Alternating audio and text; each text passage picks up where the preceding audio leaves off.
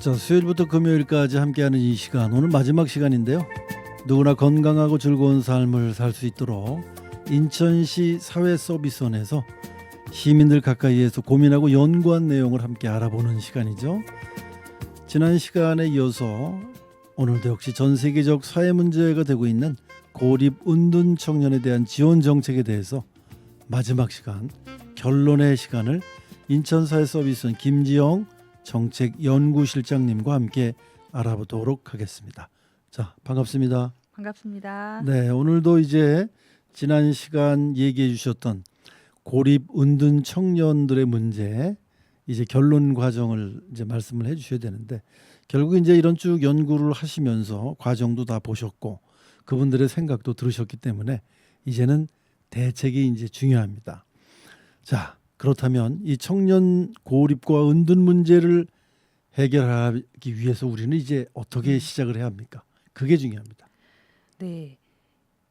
지난 시간에도 이제 말씀을 드렸듯이 이제 청년의 고립운둔 원인은 개인 수준에서는 아주 다양해요. 네네. 하지만 정책을 세우기 위해서는 아주 가장 보편적이고 기본적인 원인을 찾아야 하는데, 제가 보기에는 이 청년을 방에 가두고 있는 것은 우리 사회의 팽배해 있는 경쟁주의입니다. 네, 경쟁주의. 경쟁주의. 그러니까 그 개그 콘서트 식으로 얘기를 하면은 1등만 기억하는 더러운 세상 뭐 이런 거에 희생당인 네네, 거죠. 네네. 네.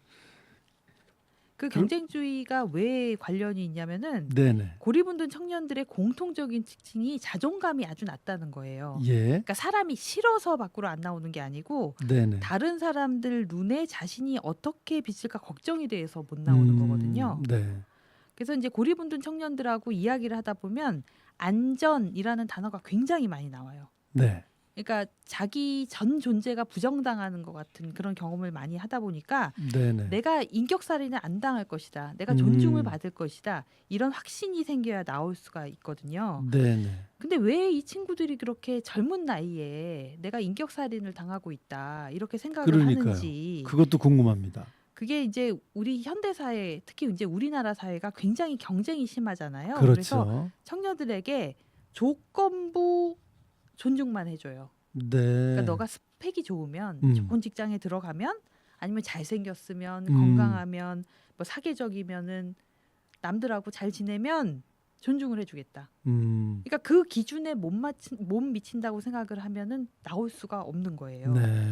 근데 이제 더 슬픈 게, 물론 모든 부모님이 다 그러신 건 아니지만 청년들이 느끼기에는 부모들도 그런다고 생각을 해요. 그럴 수도 있죠. 네. 네.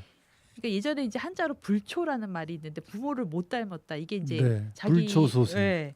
그런 것처럼 자기가 부모 기대에 못 미치는 거예요. 네. 그리고 부모님들을 한테 못 미치는 거예요. 그러니까 저도 이제 2차 베이비 부머 세대예요. 2차 네. 베이비 부머가 이제 68년에서 74년까지를 네. 하는데, 저는 이제 69년생입니다. 네네. 그러면 이 20대 또는 30대 초반 청년들의 부모들이 대개 이 베이비 부머 세대에 속해 있어요. 그렇죠. 근데 이 베이비 부머 세대에 속해 있는 분들 특징이 굉장히 경쟁이 심한 상태에서 컸어요. 저도 그러면. 어렸을 때 이제 저 은평구에서 학교를 다녔는데 네네. 한 반에 70명이 있는 건 기본이고요. 그다음에 네. 2부제 수업도 했어요. 학생이 너무 많아서. 네, 맞아요. 웬만한큼 뭘 잘해서는 눈에 띄지도 않는 이제 그런 이제 상황이었고, 하지만 호황기에 직장을 들어갔기 때문에 사실 그때는 대학만 나오면 별로 어렵지 않게 소위 말하는 좋은 직장에 들어가고 했고, 그렇습니다. 그다음에 경제가 계속 성장을 하니까 이제 부동산으로 이제 부추척하고 하기도 쉬웠죠. 네네. 그래서 지금 이제 50대들이 물론 다 그러신 건 아니지만 이제 부동산으로 자산을 많이 만드신 분들이 많죠. 그렇죠. 근데 이제 2차 베이비부머들이 그런 과정을 거치다 보니까 경쟁주의하고 이제 자기 효능감이 과다해요. 무슨 얘기냐면 안 되면 되게 하라. 하면 된다. 그렇죠. 이제 그게 이제 자식들한테 가면 너는 왜 못하니? 그렇죠. 내가 어렸을 때부터 훨씬 투자를 많이 하는데 애 하나 둘 나가고 지극정성으로 키우시잖아요. 그렇죠. 근데 부모님들한테 그런 식으로 이제 힘들게 지내다가 사회에 나가요. 그러면 그 베이비 부머 세대가, 저도 이제 어느 부서에 이제 크지 않은 부서지만 부서장인데, 사회 초년생으로 직장에 들어갔는데 그런 안 되면 되게 하라. 세상은 1등만을 기억한다. 이런 생각을 가진 상사가 또 있으세요. 그래서 그걸 강요를 해요. 그러면 굉장히 청년들이 힘든 거죠. 근데 제가 이제 청년들을 작년에 인터뷰한 청년들도 있지만 이제 제 청년 자녀들을 보면서 느낀 게 요즘 청년들이 굉장히 열심히 살고 자기 관리도 잘해요. 네. 근데 나보다도 너무 잘난 청년들이 많은 거예요, 옆에. 아. 지금 생각하면 저희 대학 다닐 때 뭐 교수님이 휴가 한번 좋아서 어디 놀러 다니고 수업도 빼먹고 네. 또는 직장 생활 준비도 그렇게 많이 안 했잖아요. 그래도 이제 그 직장에 들어가고 나는 게 쉬웠는데 이제는 그렇지가 않은 거예요. 그렇죠. 그러다 보니까 이제 나는 도저히 아무리 지금까지 최선을 다했는데 아무리 최선을 다해도 저 경제에 이르지 못하고 부모의 기대에 미치지 못하고 사회의 기준에 미치지 못한다고 생각을 하니까 좌절을 해서 나는 부끄러워서 방으로 숨는 거죠. 그래서 이런 현상들이 코로나 때 굉장히 극심하게 나타났는데 네네. 코로나 때 사회적 약자들이 더 힘드셨고 그리고 청년들은 쌓아놓은 거에 없기 때문에 더 힘들었거든요. 그리고 청년들이 되게 특히 여성 청년들이 서비스 업종에 많이 근무를 했는데 서비스 업종이 실업률이 굉장히 치솟았잖아요. 네네. 이러면서 내가 그렇게 노력을 해서 뭔가를 쌓아온 게 다 한순간에 무너지고 그것 때문에 부끄럽고 이런 생각들이 생기면서 20, 30대 청년 자살률이 가파르게 올라갑니다. 네. 당시의 통계를 보면 오히려 다른 연령대는 자살률이 줄었어요. 근데 유독 20, 30대 청년들만 올라갑니다. 그리고 우울증 같은 정신건강 문제도 굉장히 심각한데 네. 이제 그 건강보험 심사평가원에서 2017년부터 2021년까지 우울증이 얼마나 이제 늘어났고 뭐 이런 거를 조사를 했는데 20대 환자 수가 제일 많아요. 우리 그 푸르른 청춘에 20대가 제일 우울증 환자가 많고 안타깝네요. 더 놀라운 거는 그 5년 사이에 130% 가까이가 늘어납니다. 그러니까 이 정도 되면 아 우리 아이들한테 무슨 일이 있었나. 더 나아가서는 도대체 우리 사회가 청년들한테 무슨 짓을 한 건지를 진지하게 성찰을 해야 된다고 생각을 하거든요. 맞습니다. 그래서 네. 이런 게 이제 가장 극단적으로 간 게 자살인데 이제 연구하시는 분들은 청년 2명 중에 1명, 청년 사망 2명 중에 1명은 자살이라고 할 정도로 그렇게 네. 심각을 한 상황입니다. 자, 부모님도 일단 좀 생각을 많이 바꾸셔야 될 것 같고요. 세상은 바뀌었는데 자기만 옛날에 멈춰 있기 때문에 청년들이 더 힘든 게 아닐까. 네. 첫 번째는 뭐 같은 동년배들끼리의 어떤 경쟁에서 오는 좌절감. 두 번째는 그 부모 세대들 같이 답답함, 그런 부모님들의 일방적인 어떤 강요가 두 번째. 네. 그리고 세 번째가 그런 부모님 같이 강요하는 구성원들로 꽉 차 있는 세상. 이게 세 가지가 다 삼위일체가 돼갖고 청년들을 지금 속박하고 있는 것 같은 그런 생각이 듭니다. 네. 근데 제가 이제 농담같이 늘 한마디 할 때 이런 얘기를 하거든요. 그 청년들도 다 당신의 아들인데 네. 내가 공부 못했으면 우리 아들 공부 못하는 거거든요. 내가 옛날에 좋은 직장 못 다녔으면 아들도 좋은 직장 못 다녀요. 공부 못했기 때문에. 근데 자꾸 나는 공부 못하고 사회 적응 못하고 나는 좀 뒤처졌는데 아이에게는 자꾸 1등만 하라고 강요를 하니까 아이가 얼마나 갑갑하겠습니까? 그래서 저는 그냥 모두 다 즐겁게 사는 사회가 됐으면 좋겠다. 경쟁을 안 했으면 좋겠어요. 저희 그 우리나라만 그런 게 아니고요. 사실 전 세계적으로 네. 20대 독립은 끝났다. 뭐 길어진 청년기 이런 책들이 있어요. 그게 네네. 미국, 프랑스 이런 데서 나오는 거거든요. 네네. 예전에는 대학만 나와도 엄청난 전문가였어요. 네. 근데 요즘은 뭐 석사를 지나서 박사학위 정도는 받아야 전문가라고 인정을 받고 그리고 입직을 해서 그러니까 직장에 들어가서 숙련이 되기까지 필요한 그 시간도 길잖아요. 네. 그래서 이제 어떤 학자들은 그렇게 얘기를 하는데 평균 연령의 반쯤까지를 청년으로 봐야 된다. 그러니까 이제 100세가 됐으면 50대까지는 그러니까 청년이라는 얘기가 어느 고정된 것 없이 그 자기 가능성을 실험해보고 네. 자기가 좋아하는 일을 찾도록 기회를 줘야 된다는 네. 거예요. 네. 그 우리 보편적으로 바라는 그 직업이라는 게 있잖아요. 네. 부모나 기성세대가. 네. 그래서 어떤 분은 그렇게 얘기를 하시더라고요. 그런 보편적인 화이트 칼라를 누구나 다 원하기 때문에 이렇게 경쟁이 치열해졌다. 오히려 내가 하고 싶은 일, 블루 칼라. 그래서 요즘 젊은이들 중에는 내가 목수를 하겠다라고 목수를 해갖고 자기 생활을 굉장히 만족하는 친구도 있고, 나는 도배를 하겠다 그래서 열심히 도배를 해서 만족을 느끼는 친구도 있고, 그런데 사회가 고착적으로 생각한 그 직업군이라는 게 있잖아요. 네. 그 카테고리 안에 자꾸 젊은이들을 몰아놓고 이런 일만이 좋은 일이라고 자꾸 사회가 몰아붙이니까 청년들이 더 어려운 게 아닌가.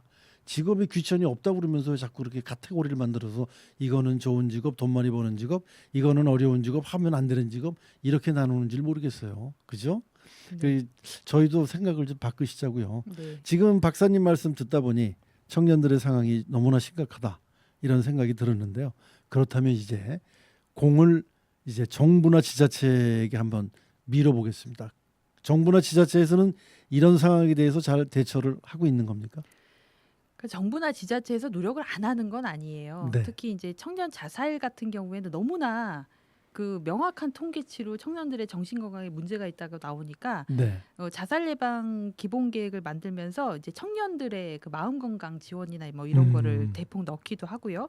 그 아까 이제 지지난 시간에 말씀드린 그 청년복지 5대 과제 뭐 이런 걸 통해서 특별히 취약한 청년들을 지원하기 위한 방안을 제안을 하기도 하고요. 근데 사실 이 고립 청년 문제는 정부보다는 지자체에서 훨씬 발빠르게 움직였어요. 그 은둔형 외톨이 지원 조례를 처음 만든 것도 이제 광주 광역시라는 그런 지자체였고요. 그리고 지금 현재 기준으로 하면 뭐 서울시 또는 경기도, 뭐 우리 인천도 고립운둔 청년에 관련돼서는 그 지난해 4월에 그 문화복지위원회 박판순 의원님께서 그 은둔형 외톨이 지원 조례를 제정하기도 했지요. 네. 네. 그리고 그 마음 건강 지원 사업이나 뭐 그 바우처를 통해서 상담받을 수 있는 것도 많이 열기도 했고요. 네. 네.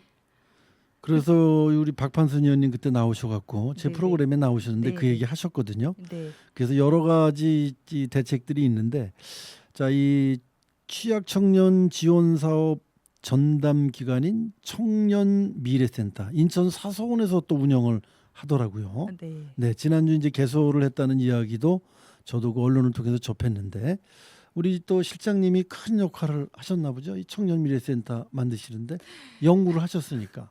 청년 미래센터를 만들기까지 기여를 했다기보다 우리 인천에서 이제 청년 네. 미래센터를 운영을 할 때 이제 처음에 이제 그 저희가 선정이 되고 또 앞으로 준비하는데 이제 더 많은 그 도움을 드리려고 지금 마음을 먹고 있는데요. 네. 그 청년 미래센터는 취약 청년을 위한 지원 사업을 하는 기관이에요. 근데 네. 네. 고립운둔 청년만 지원하는 건 아니고 우리 가족 돌봄 청년도 같이 합니다. 네. 그 아까 말씀드린 그 청년복지 5대 과제가 이제 2023년 9월에 발표가 됐는데 정책을 하려면은 사실 목표 집단이 굉장히 명확해야 되거든요. 그래야 사업을 그렇겠죠. 만들 수가 있기 네네. 때문에 그래서 취약 청년을 개념화하면서 가족 돌봄 청년, 고립운둔 청년, 그리고 자립준비 청년에 이제 초점을 맞췄습니다. 네네. 뭐 이 중에서 자립준비 청년은 옛날에 이제 보호종료 아동이라고 불렸는데요. 그 네네. 아동 시설에서 보호를 받다 나오신 네네. 그런 청년들인데 이제 이분들은 이미 이제 그 사회적 이슈화가 먼저 돼서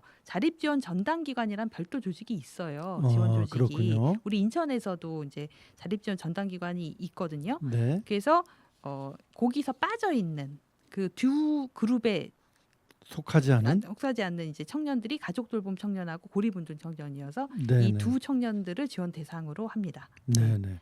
자, 정리하자면 청년 미래센터는 가족 돌봄 청년, 고립운둔 청년을 지원하는 지원 대상으로 하고 있다. 네. 자, 이 자립준비 청년은 아동 양육실의 시설에서 이제 살다 네. 퇴소하는 이제 성년이 되는 친구들이죠. 그러니까 법률적으로 이게 몇 네. 살까지만 보호하는 거로 돼 있던데. 만 18세가 되면 나오도록 돼 있는데 그 네네. 사실 만 18세에 자립하기는 굉장히 어려워서 그럼요. 더구나 네. 사회적 관계망이 없잖아요. 그래서 이제 24세까지 원하면 시설에서 더 보호를 받을 수 있는데 여러 사유로 시설에서 생활을 더 하기보다는 나오고 싶어하는 청년들도 있죠. 네네. 그리고 이 자립준비 청년이 중요한 이유 중에 하나가 그 자체로 이제 어쨌거나 부모의 보호를 받지 못하고 다른 방식으로 보호를 받았다는 것도 있지만 이 친구들이 사회적 관계 자본이 없는 거예요. 아까 고립 청년 얘기할 때 말씀드린. 그래서 그대로 놔두게 되면 고립운둔 청년이 되는 경우가 많이 있어요.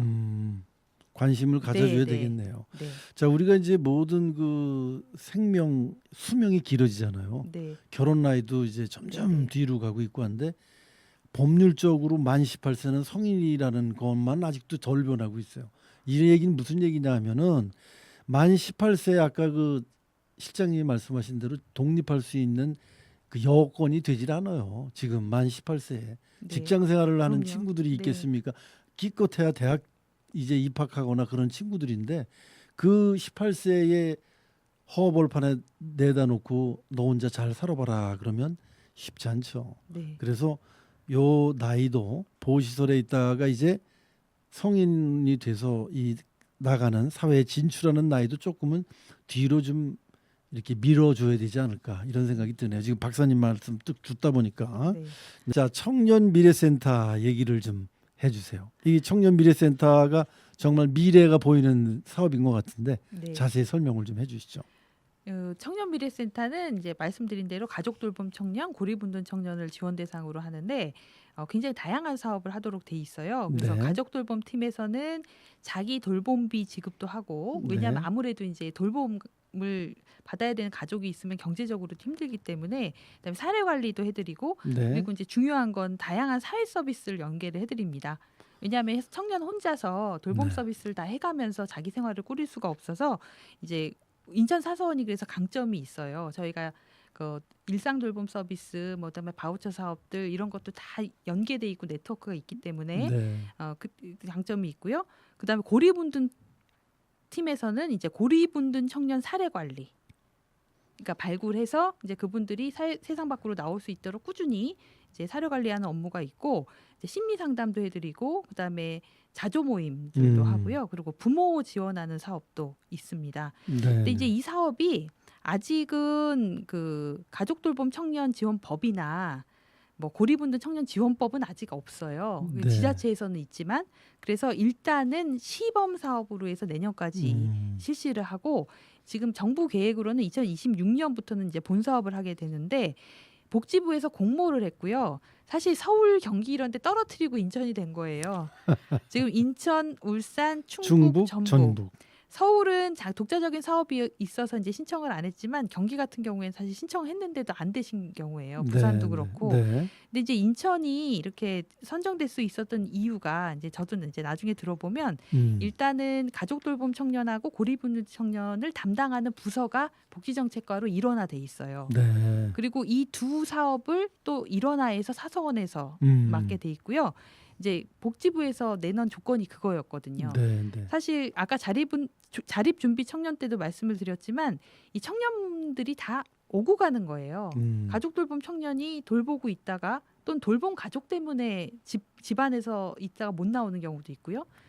양육시설에서 나온 친구들이 사회적 관계망이 없으니까 고립운둔을 하기도 하고요. 네. 네. 뭐 이런 관계들이라 전반적으로 이렇게 청년을 지원할 수 있는 전문성이 있는 기관이 생기는 것은 굉장히 그 중요한 발걸음이라고 생각을 합니다. 네. 네. 그래서 제 나름으로는 저희 사서원에서 이제 이걸 받게 된 게 이 연구 기능이 있다는 것도 굉장히 중요하게 작용했다고 생각해요. 네. 그러니까 저희가 이제 시범 사업을 잘해서 네. 문제점도 발견하고 개선 방안도 찾으면 그게 이제 다른 지자체로도 전파가 돼서 우리 전국의 청년들이 도움을 받을 수 있으리라 기대합니다. 네. 그 팀 이름도 참 좀 독특하네요. 가족 돌봄 팀. 네. 그리고 또 고립 은둔 팀. 이 사회 서비스원이 이렇게 다양한 연구를 하고 있는지 저는 이제 이 방송을 진행하면서 알게 됐거든요. 네. 앞으로는 이 사회 서비스원하고 저희가 정말 많은 유대를 갖고 홍보도 많이 해드려야 될 것 같고 이 사회 서비스원에 대한 시민들이 잘 모르는 경우가 많을 것 같아요. 그죠? 네. 자, 네. 이 가족 청년 미래 청년 센터 네. 처음으로 시작하는 사업인데 기대가 굉장히 많이 되고 클 것 같습니다. 어떻습니까? 네.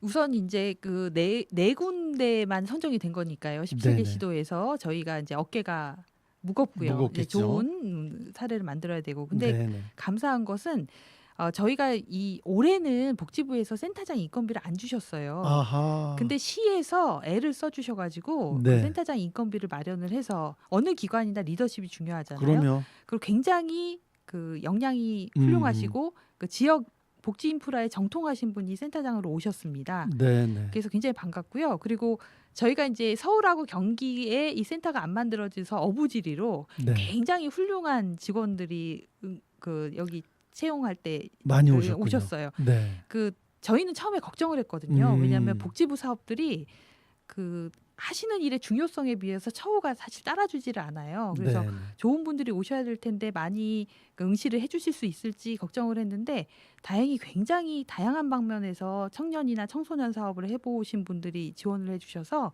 팀장님들도 훌륭하시고요. 네. 그리고 직원들도 굉장히 경험이 많아서 앞으로 좋은 모델을 만들어 나갈 수 있을 거라고 네. 기대를 합니다. 기대가 됩니다. 네. 시범 사업이 지나서 본 사업으로 전국 최고가 되시길 바라겠고요. 네. 자, 이제 마지막으로 우리 청취자 여러분들과 함께 당부하고 싶은 얘기들 한 말씀 해주시면서 네. 아쉬운 시간을 접겠습니다. 네. 우선 마지막으로 꼭 말씀드리고 싶은 거는요. 우리 시민들이 모두가 같이 힘을 모아야 우리 청년들에게 청년이 자립해서 쓸 자리를 만들어줄 수 있다는 겁니다. 청년 미래센터 같은 그런 지원기관이 아무리 애를 써도 사실 이미 고립하고 은둔에 들어간 청년들을 지원하는 걸로 네. 되거든요. 네. 그래서 청년들이 고립하거나 은둔하지 않도록 예방을 하는 게 사실 더 근본적인 해결책인데 그렇죠. 이 청년들이 설 자리를 만들어 주려면은 우리 사회가 우리 청년들을 조건 없이 환대해주고 존중해줘야 된다고 생각을 합니다. 잘나서 뭘 잘하니까 이게 아니라 한 사람 한 사람이 이 귀한 그 미래 세대이기 때문에 존중하고 인정해주는 건데요.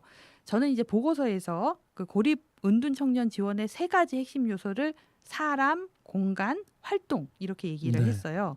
이 사람은 청년들을 평가하거나 가르치려 들지 않는 사람이에요. 네. 네. 그러니까 우리 정혜신 박사님이 이제 말씀하신 그 표현으로 의하면은 충조 평판하지 않고 네. 청년들이 편안하고 안전하게 네. 내가 평가받는다고 느끼지 않고 만날 수 있는 그런 사람. 네. 그리고 청년들이 편안하고 안전하게 느낄 수 있는 공간. 네. 왜냐하면 청년들이 이제 밖으로 나오려면 네. 안전한 공간에서부터 먼저 시작을 해야 되거든요. 그리고 이제 굉장히 중요한 게 가장 중요하다고 할 수 있는 게 청년들이 자신의 역량을 하나씩 자기 속도에 맞게 풀어놓을 수 있는 활동이에요. 이거는 무슨 프로그램이나 수동적으로 뭔가 만들어 놓고 청년들이 와라 이게 아니고 이 청년들이 이렇게 고립운둔에 처하게 된 거는 남의 속도에 맞춰서 사느라고 너무 지쳐서 그런 거거든요. 네, 네. 그러니까 남의 속도, 남의 기준이 아니라 정말 내가 할 수 네. 있는 거를 내가 할 수 있는 속도로 맞출 수 있는 그런 활동을 만들어주고 누군가 그거를 같이 해줄 수 있는 사람이 있다면 우리 고립운둔 청년들도 밖으로 나올 수 있을 것이라고 생각을 합니다. 그리고 이제 첫걸음을 시작하는 우리 청년 미래센터에 많은 관심 가져주시고요. 네. 가장 중요한 거는 고립운둔 청년들은 빠른 속도에 익숙하지 않습니다. 그래서 네. 단기적인 성과에 매몰되지 않고 우리 청년들을 격려하고 환대해서 네. 조금씩 세상 밖으로 나올 수 있도록 하는데 시민들의 따뜻한 응원과 격려를 부탁드립니다. 고맙습니다. 자, 굉장히 그 좋은 말씀을 해주셨는데요. 감사드리고요. 자, 오늘도 인천사회서비스원의 김지영 정책연구실장님과 함께 청년의 미래를 좌우할 청년미래센터 2026년부터는 본사업이라고 하니까 기대가 됩니다. 자, 사람, 공간, 활동이라는 마지막 말이 참 귀에 쏙 들어오는 것 같습니다.